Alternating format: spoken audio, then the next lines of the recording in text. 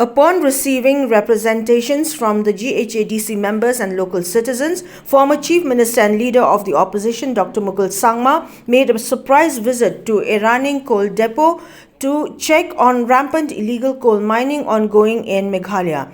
The joint visit conducted in the area included members, petitioners and local citizens. While speaking on the issue, Dr. Mukul Sangma said that from the coal that is stacked in the ground, it is evident that dumping, loading and transportation of coal is still taking place in the area, and which further indicates that illegal coal mining is continuing on a large scale. Highlighting the apathy of the state government in preventing illegal coal mining, Dr. Mukul Sangma appealed to the Government of India and the judiciary for a court-monitored investigation to take cognizance of the large-scale illegal coal mining happening across the state of Meghalaya.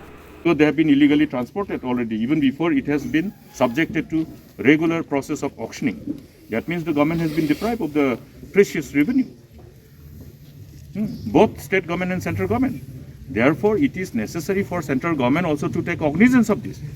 This story about these illegalities pertaining to the coal mining in Meghalaya and its illegal transportation has been doing the story for how many years? Not just now. Government of India has its own machineries to have the inputs collected and take cognizance and act upon this. Therefore, there is a serious loss, a loss which has been continuing for last few years, not just now.